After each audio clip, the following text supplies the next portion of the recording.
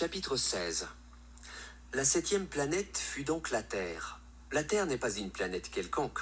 On y compte 111 rois, en n'oubliant pas, bien sûr, les rois nègres, 7000 géographes, 900 000 businessmen, 7 millions et demi d'ivrognes, 311 millions de vaniteux, c'est-à-dire environ 2 milliards de grandes personnes.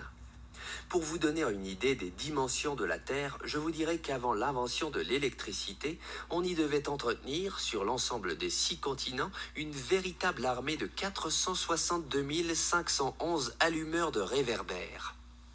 Vu d'un peu plus loin, ça faisait un effet splendide. Les mouvements de cette armée étaient réglés comme ceux d'un ballet d'opéra. D'abord venait le tour des allumeurs de réverbères de Nouvelle-Zélande et d'Australie. Puis, ceux-ci, ayant allumé leurs lampions, s'en allaient dormir. Alors entraient à leur tour dans la danse les allumeurs de réverbères de Chine et de Sibérie. Puis, eux aussi s'escamotaient dans les coulisses. Alors venait le tour des allumeurs de réverbères de Russie et des Indes, puis ceux d'Afrique et d'Europe, puis de ceux d'Amérique du Sud, puis de ceux d'Amérique du Nord.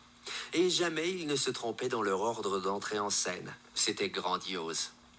Seul l'allumeur de l'unique réverbère du pôle Nord et son confrère de l'unique réverbère du pôle Sud menaient des vies d'oisiveté et de nonchalance.